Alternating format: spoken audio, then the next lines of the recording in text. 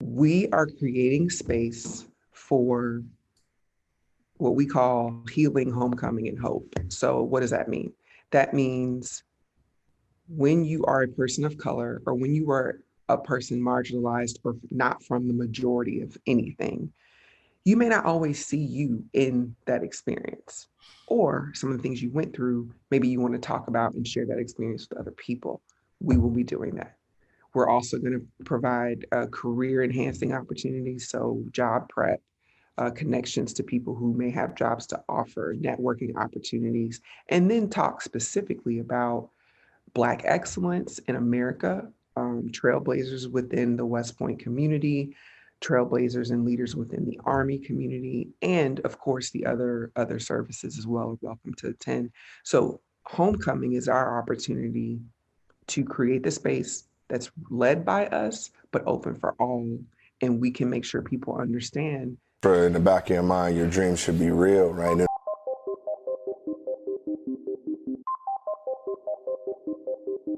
Thanks all for tuning in to Dreamcatchers, where we make things happen. Dreamcatchers was formally launched to unlock the hidden potential in successful, self-motivated individuals who desire to take their life's work to the next level but need support to evolve.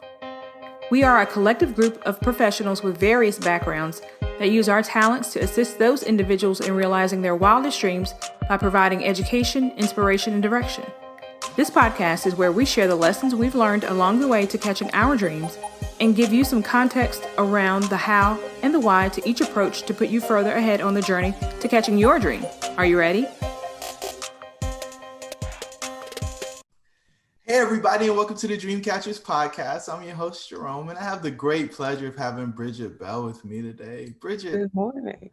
Where are you? Alabama, Georgia? Out Atlanta. Which part of the South am I in? Atlanta. Georgia. Yep. So, Bridgette has an amazing event coming up, and I wanted to bring her on and help share her story with you guys. And before we dive too deep into this, what's the best way for our listeners to get in contact with you? Definitely at my webpage, bridgettebell.com.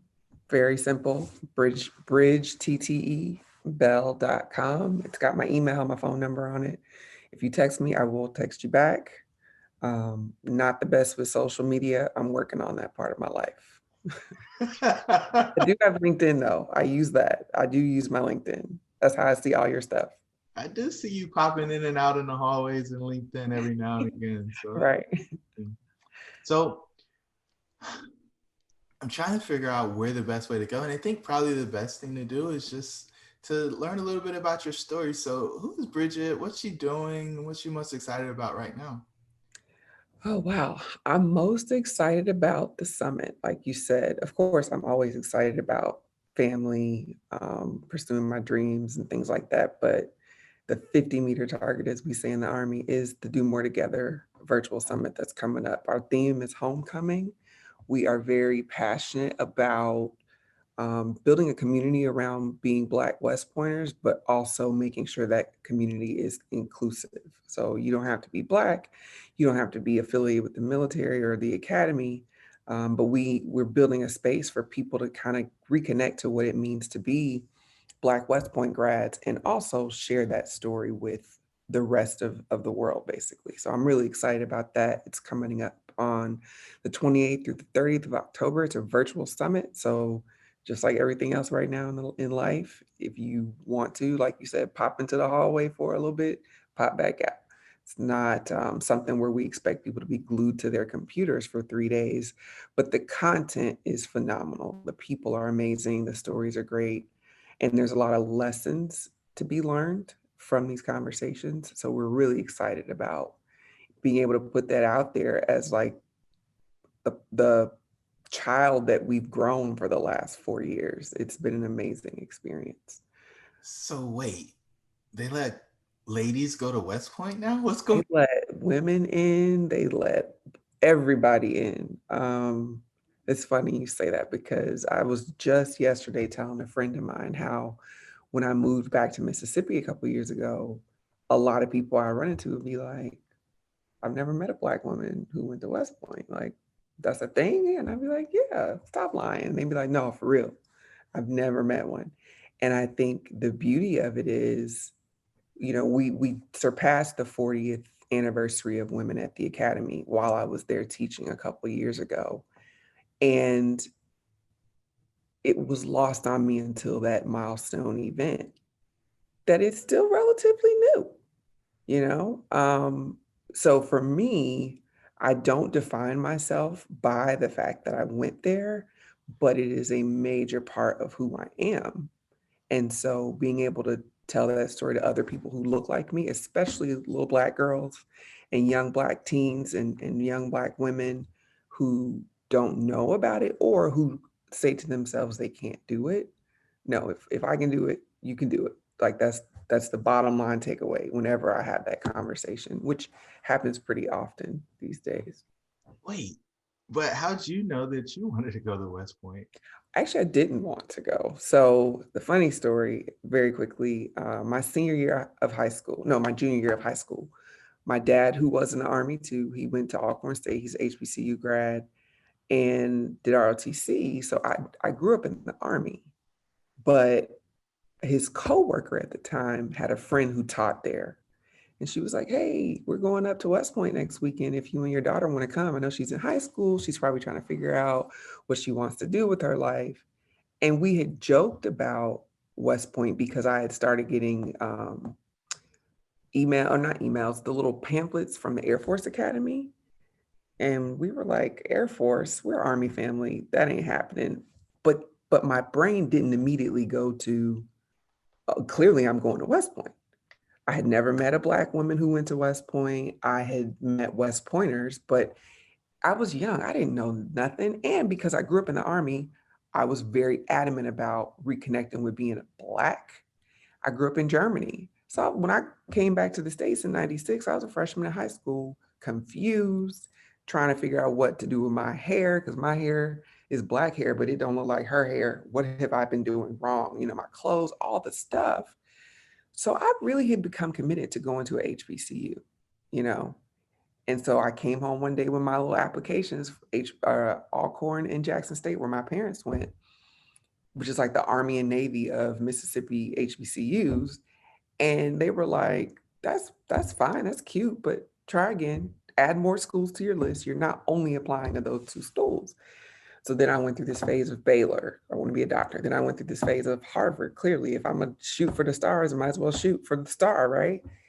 And then his coworker invited us up there. We got there, Jerome, and you would have thought I was on a movie set because it wasn't what you think of, General's Daughter, that movie, and how crazy and horrible it was. It was total opposite. The weather was nice. The people were friendly. My tour guide was happy. This little short blonde girl, happiest person. I was like, you like it here? And she's like, it's the greatest decision I ever made.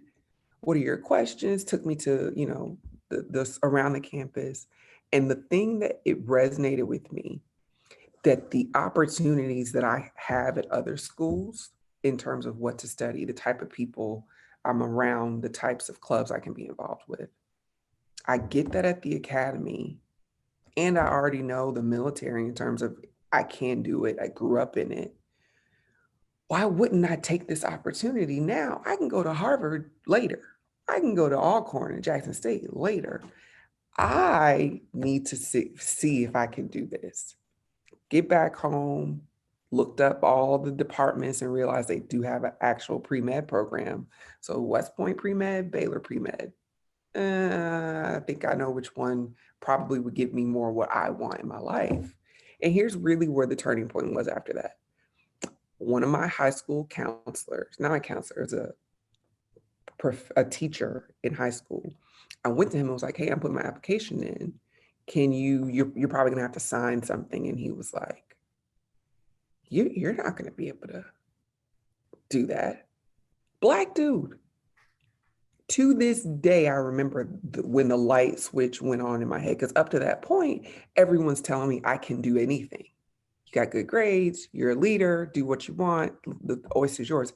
He looked at me and said I couldn't do it, and I was like, damn it, I'm gonna do it. So not only did I not know anything about it until I physically went there, when someone told me I couldn't do it, it was game on at that point. And so fast forward 20 years later, here we are. Wow. So sometimes you do it in spite of, right? Yes.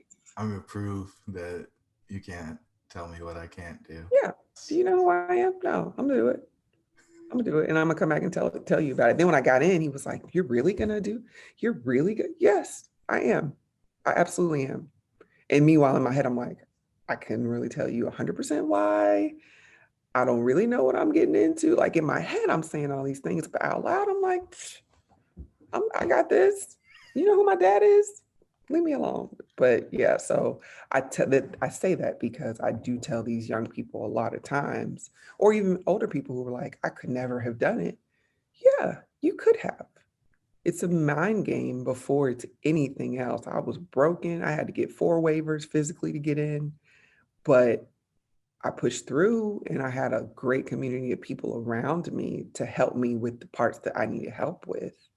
And now, with Do More Together, we recognized that one of the gaps we had was a lack of a Black alumni organization. There's a huge alumni association, and there are pockets of support groups that are around certain things, sports, things you did when you were cadets, whatever. But we didn't have a Black group. We had a West Point women group that was thriving and doing phenomenal things. We didn't have a Black group. And so when we sat down and decided to start the organization, it was almost like the same thing when you make a decision, do I go to West Point? People saying you can't do it, people asking why it's needed. And so often I get that. Um, any leading university has a Black alumni group. Harvard does, Yale does, all the people do.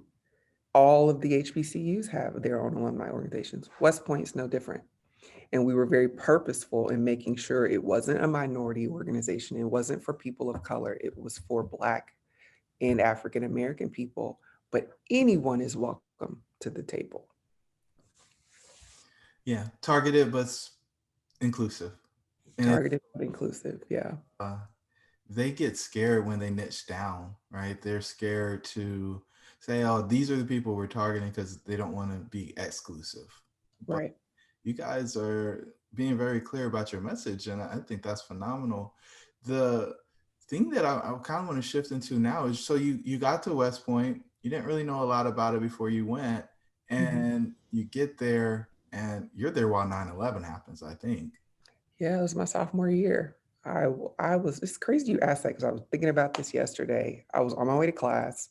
Another good friend of mine was like, we kind of crossed paths in the hallway, and it's this big open room.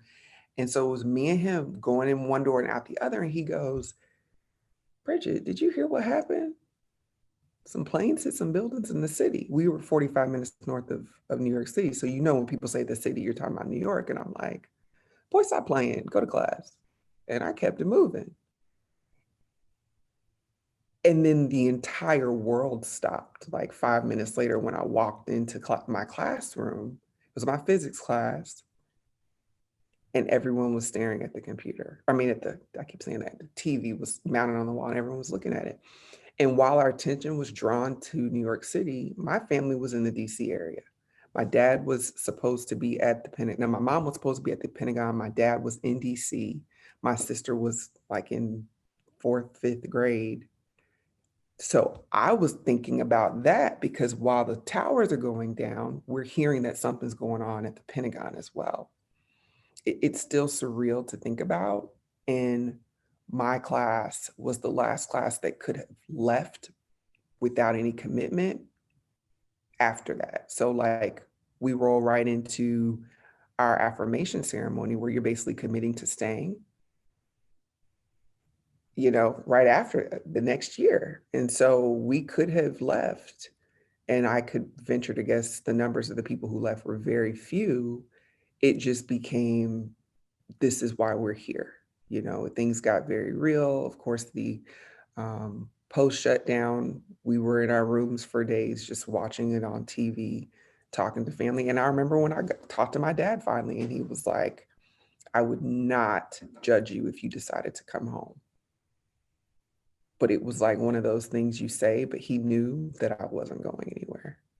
And so he and I were talking about that not long ago. Because I was like, what did it feel like when I called you, when you finally reached me? That had to be hard. And he was like, yeah, I mean, I understood the sacrifice that you were making and being there. So I understood. But of course, it was a tough time to be in the military, to be in college. And I think about these young people now who are in a different version of tough times than what we went through back then. But some of the similarities are very interwoven, you know, not being able to reach family, not being able to go home, people dying every day. Um, it's a challenging experience. And I often reflect on that because if I don't remember what that felt like, I will take for granted what it means for someone else to make a sacrifice that I may not understand. Does that make sense? You have to constantly reflect on that. If you're going to be empathetic, if you're going to care about other people's passions, you can't sit in your own mind and be like, people don't know what it means to sacrifice. No, everyone's version of sacrifice is different, you know? So yeah, it was an interesting time though. Why didn't you leave? It was game on at that point. Jerome, it was like we're here for these moments. If not me, who? It literally is like that moment when you ask that question. I wouldn't want anyone else to have to do the things that we have to do going forward. Now, the cost of that, I still can't put in words. The people we've lost, the years of war, all those things are still very hard to articulate how that makes you feel on the inside. But the legitimate, pride and the commitment of knowing that I played a role in protecting my family, in representing my country. And for me, it goes deeper than my country. This is the time for my people to have a seat at this table that a century ago we didn't have. We weren't recognized for our service back then. We were told we were less than and incapable of doing the things. Now, because I went on this weekend trip to West Point, I have a seat at this table. If I leave, I'm gonna set us back. That was, you think about things like that. Now, being a parent now, I'm like, if this happens again, I'm going to get my baby. I'm not playing these games. But I see now what my parents must have gone through because I have a different perspective of what that means when it's your child or your family member. That's heavy. So did you have to go to war? Like, were you deployed? Yeah, I got to Fort Bliss in 2004, 2005. I graduated in 2004, got to Fort Bliss in 2005, and I deployed 2006 to Iraq. I went to Mosul. Um, we were in Kuwait when Saddam Hussein was killed. And I remember folks were like, okay, so where are we leaving now? Like, what are we doing? And we got to Mosul and we ended up getting extended to 15-month deployment early on. So it wasn't a shock for us. And then probably there was a point where we thought we might actually end up going to Baghdad. So there was this like, where are we going? What are we doing? It was just a lot. It was a lot of things changing very quickly. We were a brand new unit.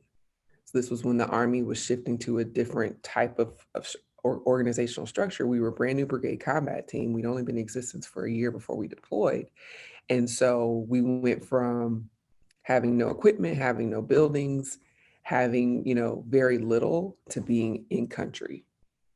And that was a huge shift. And for me, being a lieutenant, you learn very quickly to get the heck over the change and figure it out. And so for me, that was a huge part of my development as a young officer. And then, of course, just as a woman, I was post divorce. My parents separated while I was deployed. So I was also feeling bad that I left my sister, who was a senior in high school, I was my unit's sexual assault response person. So at the battalion level, when there was a sexual assault or a rape or any type of accusation and a soldier needed support, I would be the one who responded. And I did that for almost 3 years. And so it was more than just, oh, we're deployed. My brain was also deployed. My heart was deployed. I was trying to figure myself out. And, I don't share this often, but that's part of the reason why I just don't rock with social media like that, because Facebook was becoming popular when all of that was happening. '06, '07, that was when our generation was really diving into Facebook. And it's like, I don't really know what to say when someone's like, what are you up to these days? I found you on Facebook, So I'm still learning how to kind of answer that question. But that was the first couple years of my Army career. And, I'm grateful for the experience. You look back and say it was a blessing more so than in the moment. You're like, this is such a blessing. But I did learn a lot about what I could handle through that experience. Wow. So that sounds like trauma to me. Oh, yeah. Basically, that's what we're saying. It was traumatic as heck. Yeah. And so you're working on your PhD, right? I am. I'm getting my PhD now in clinical psychology. I wish I could say that I knew back then that psychology was like a thing that should be explored and appreciated. No, I was like, pray about your stuff. Who going to therapy? No, we don't do that. We pray. And so 10 years later, the light bulb came on and I was like, oh, I probably should go to therapy. And then I was like, you know what? Maybe I should be a therapist. And so here I am, with the byline that my goal is to help the Army kind of revolutionize the way we do business when it comes to psychology, incorporating it earlier and more often, especially for HR people like me. We don't get taught, you know, human mind, body, soul when it comes to customer service, when it comes to making career decisions. We get the HR training, but any corporate uh, chief of people person these days is getting all the other psychology stuff too. So that's what I'm trying to impart my degree on when I get back on active duty, to make sure we do that better within the HR community. You said something, and I want to dive on it. You said, Mhm. I just prayed about it. Mhm. Did a lot of praying. Talk to me more about what that really means and what the difference is between praying about it and actually going to some form of counseling to get help for your traumatic experiences. That's a great question. I tell people all the time, like, God is my center and my everything when it comes to, I know where I get my strength from. And that's infused in me, generations of people in my family, my parents, all the things. However, what Bridget knows now through the grace of God and having a lot of time to reflect on this is, God made therapists, God made medication, God made psychiatrists, He made treatment centers, He made all the things so that we can use them and we can still pray about it. I used to think it was a sign of weakness to need more than what my creator can give me in a spiritual realm. What's up, tribe? It's your host, Jerome. I just want to let you know that we put together a free 15-point checklist for exiting the matrix. Jump on over to dreamshouldbereal.com in order to pick your free copy up. Let's get back to the show.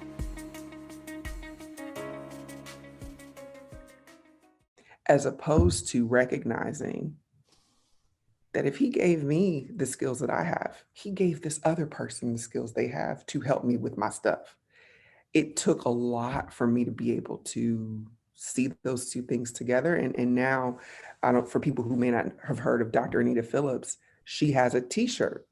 She says, therapy is no, prayer is a weapon, therapy is a strategy, I think is what she says.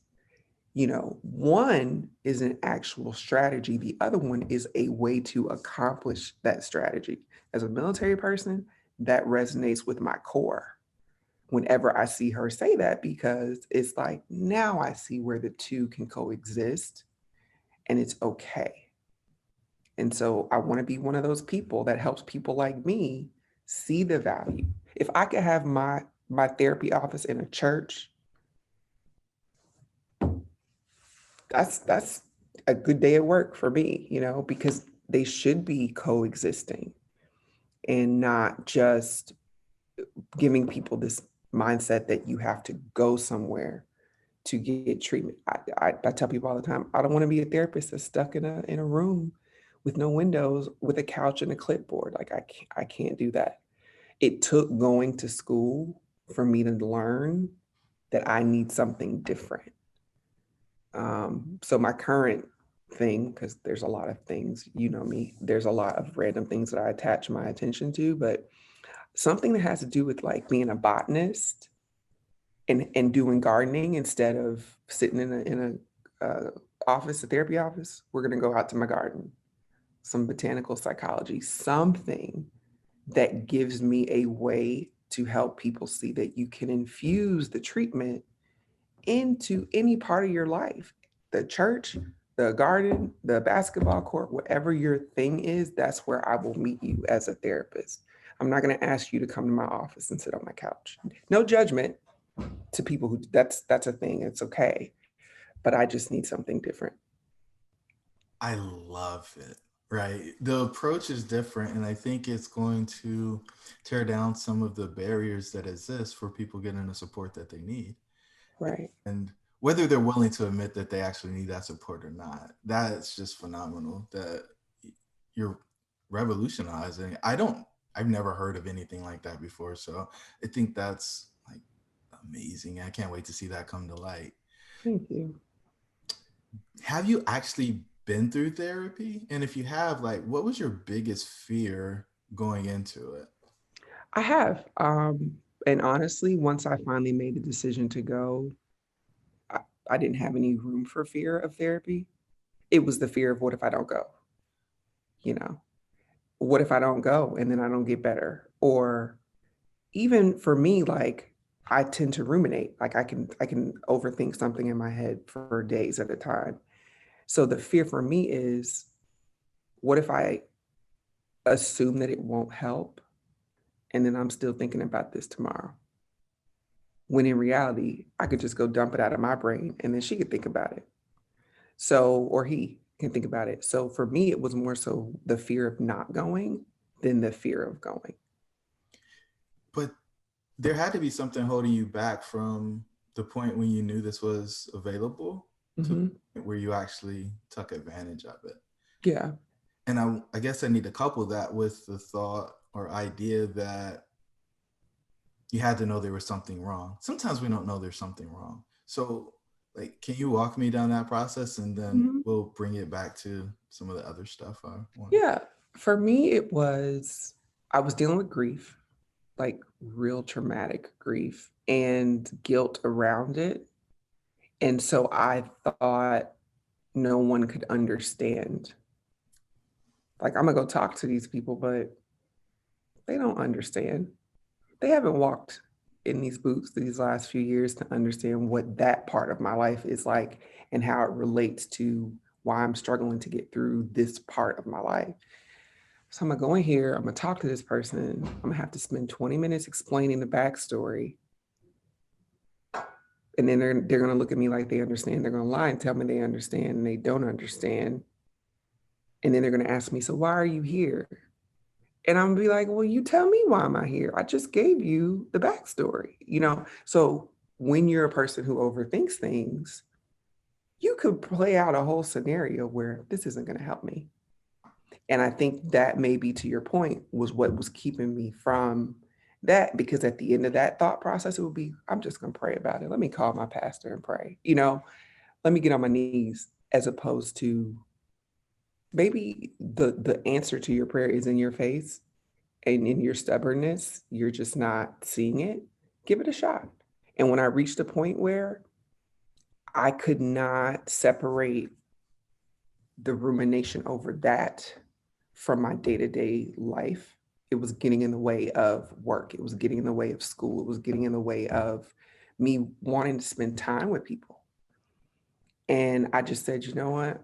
I can't, I don't want to do this anymore. I just need to dump this and let somebody else tell me what to do to fix it. And then I will move on. I'll go one time and then I can be able to say for the rest of my life, yes, I did try therapy. It didn't work. And I'm not trying it again. And I'm glad that you're asking me to reflect on this, because what I did do is when I reached out to the people who coordinate that outside of the military, and I specifically said, I'm only going to go if you find me someone who's a Christian therapist. It took them about 4 days to find someone, but they did. And so then I was like, dang, I don't have an excuse now.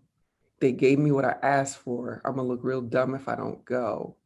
And the next time my best friend calls me and says, girl, did you go? What am I gonna tell her? I can't lie to her, you know? So they gave me what I asked for. My one requirement was met. At that point, it was on me, you know? I not only did go one time, but that's irrelevant. I went and I found the 5 minutes of the conversation that got me through that season of my life. I got it because I went. Well, what's interesting is in that story, you shared the reason why you were scared or the big Scared to go. Yeah. going to work. Right. Right. So then you went, it worked. And not only did it work, but it changed your whole perspective on the industry and what should happen and Mhm. things that would make it available and better for others. So this is like super, super, super amazing. So then we go from there and we have a mutual friend, Greg Washington, Mhm. is on this mission of raising awareness about complex grief and PTSD. And Mhm. in a lot of ways, you're advising him on this journey. So why it might be obvious to some why you're drawn to it, but I Mhm. don't like to assume anything. Why attach yourself to that type of mission? Because it seems kind of glum and drum. And then we'll wrap all this back to the summit that's upcoming. Thank you. That's a great question. You're making me do a lot of thinking, Jerome. I think for me, it's for everything that we say, you know, when you get awards or you get asked these big questions, it comes back to mom. I saw my mother, um, starting with maybe 2012, 2011, lose the three people in her life that she was closest to. Both her parents and her sister died. You know, my grandmother was diagnosed with pancreatic cancer. She passed away. My aunt had brain cancer for 7 years and she fought hard, and we lost her. And then my grandfather um, passed away from age, but also, you know, probably from missing the love of his life. I feel that watching her endure that just changed the human side of me that saw her as just my mom and saw her as someone who's dealt with grief before, in the sense of like her grandparents and my great grandparents and things like that. But like losing someone and watching it happen over a period of time can be just as traumatic as tragically losing someone if you have this attachment to them. And so the strength that I saw in her to do that, and in her siblings as well, and my cousin whose mom passed away, it made me really recognize that there are different types of grief. There are different ways we grieve. There are different things. I got a front seat to that. And then I had free time over Christmas break, looked up some training. I was like, let me go do some training. I'm a nerd like that. When I got time and I want to travel, I'll look up conferences and places I want to go. And so I found the complicated grief training and I was like, wow, I wonder if my mom has that. And if she did, I would not judge her because I don't know anyone who's dealt with what she's dealt with in the last few years. Maybe if I go to this training, I can help my mother. I can speak her language better around how to cope, because she was doing so well. But then there would be days where it would be hard for me to find the words to comfort her. So I went to the training so I could be a better daughter. And I found an entire world of a conversation around grief that I hadn't even heard of. And at that point, I was in my third year of my clinical psych degree. I already had gone to school, grad school before around a psychology topic where we talked about human level things like the person level and the system level psychology and the intersection of the two. And we never talked about what grief can do to you and what it can do when you can't incorporate it into your day-to-day life. Grief doesn't go away. You learn how to incorporate it. When it doesn't get incorporated, it gets complicated. And so our mind was blown, of course. And I'm like, Greg, have you heard of this? So we're looking this stuff up and trying to understand like why it doesn't get talked about. And for me, within the first 2 days of the training that I went to, I was like, there's a cultural piece here. Anybody want to talk about being Black, being Hispanic, being a woman, being all the things with respect to grief? And so when we got to that part of the conversation, the dialogue within the class with the instructors who were actual practicing psychologists or LPCs and the other students was so enriching because no one said culture doesn't matter. Everyone was like, no, this is a thing. Let's talk about it. And it was just phenomenal. And I feel like it's helped me talk about grief better. It's helped me process some of the issues. Remember I told you why I went to therapy the first time was around grief. I had a much better understanding of why I dealt the way that I did after going to that class. So for anyone who's interested, Columbia University has a whole center. It's called the Center for Complicated Grief. They are housed within the social work program there at Columbia. And so there's training, there's a wealth of knowledge around complicated grief on the website. And I would encourage anyone, whether you're grieving or not, but especially right now where we are in the world, to kind of tap into those resources. There's even an online quick survey you can do to assess whether you may be dealing with it. And then you can find a therapist who specializes and has gone through that training. So yeah, that's the why for me. Definitely my mom. To be a better daughter. That's phenomenal. So, all right. Now let's put a bow on this thing because we went a bunch of different places and Mhm. people may not be able to see how it all links back to the same place. So Yeah. talk about the summit. Let's talk about why you're excited about it and what people can expect to attend. Thank you for asking. So the Do More Together virtual summit, summit.domoretogether.org is our webpage, and it's do more, the number two together. Um, we are creating space for what we call healing, homecoming, and hope. So what does that mean? That means when you are a person of color or when you are a person marginalized or not from the majority of anything, you may not always see you in that experience or some of the things you went through. Maybe you want to talk about and share that experience with other people. We will be doing that. We're also going to provide career enhancing opportunities, so job prep, connections to people who may have jobs to offer, networking opportunities, and then talk specifically about Black excellence in America, trailblazers within the West Point community, trailblazers and leaders within the Army community, and of course the other services as well are welcome to attend. So homecoming is our opportunity to create the space that's led by us, but open for all. And we can make sure people understand there's a subset of the West Point community that is of color, that is Black or African American, however you choose to identify, And we just love to work with people. We really believe in our motto, do more together, in the name of our organization, because we know that we cannot shift into overdrive when it comes to being leaders in this country as Black professionals if we are not actively doing those things.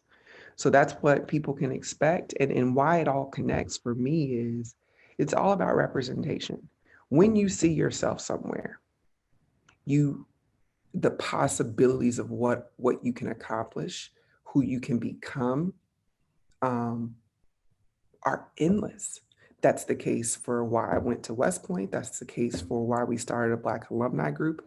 That's the case for why, for the however many time I'm back in school, trying to figure out a way to change the game so people like me will not say, I'm gonna pray about it and be done with it. No, I'm gonna create a space for you to play about it and be done with it, for you to pray and go to therapy, for you to journal and do all the things. I am truly committed to creating a space for my daughter to where there's no question about any of these things. There's no question about she can go to West Point. There's no question about she can plug into a community of people who want her to succeed. There's no question that it's okay to go to therapy. And if she's going to be a better daughter for me, because I'm going to get old one day too, we have to have these conversations earlier. So for me, that's how it all connects. I would love to connect with people who want to learn more, whether it's about careers in psychology, whether it's about careers in the military, whether it's about West Point. Feel free to connect with me and make sure that, like you always tell us, we push ourselves to expect more of ourselves. I feel like you send that message every time I plug in to my LinkedIn hallway or to your website or I get an email. You are pushing us to expect more of ourselves. And I want to be around people who want that just as much as I do. So thank you for giving me a chance to kind of talk about all the things that I don't talk about enough, clearly. Bridgette, I appreciate your service. I appreciate Well, thank you for your support.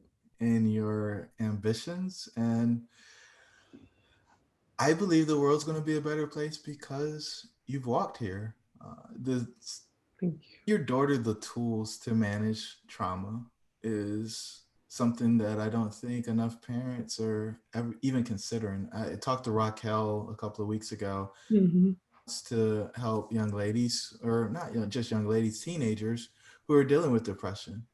Yeah. And most parents, just because we're parents and we're perfect and we got it all figured out, we can't tell kids that we struggled or that we didn't Mhm. know how to do this or how to do that. And so Mhm. we let them go figure it out on their own. And usually they go talk to their peer group who doesn't know any more than what they do. Right. And so they got the blind leading the blind, and they end up in a place where they make really poor choices. And it's because of our pride and our ego and us trying to present ourselves and posture in a way so that we have credibility with people who see through all of that, because Mhm. they're there when we let our guard down. Mhm. So I'm just so excited to see what comes of this very worthy pursuit, and want to be a part of the solution because I think the world needs to see more of it. So I know the folks who've listened have enjoyed this story because I did. And so that's enough for me. Thank you. Time. How can folks get registered for the summit, and what's the best way to connect with you? Summit.domoretogether.org, the number two together. And you can connect with me on my website, bridgettebell.com, or I am on LinkedIn. I'm on Facebook, but it'll take me 2 weeks to respond. But LinkedIn, I look at that at like 3 in the morning every night. So I will hit you up on LinkedIn if you hit me up. But definitely, Jerome, I can't say enough how grateful I am for your community and what you're doing in the world. And so I will continue to stay connected and do more to make sure that I stay plugged in with you. And then anyone who reaches out to me, I will definitely respond and continue to have this conversation beyond the summit, beyond the dream catchers, but also when it comes to just the day-to-day things that we deal with. I'm here to even talk about that kind of stuff. So Thank you so much. Thanks again, Bridgette. We'll talk soon. All right, take care. Thank you for joining the tribe today. We would love to hear from you. Please don't forget to rate, like, and share. Perhaps someone you know could benefit from what we've discussed. Until the next time, remember that your dreams should be real.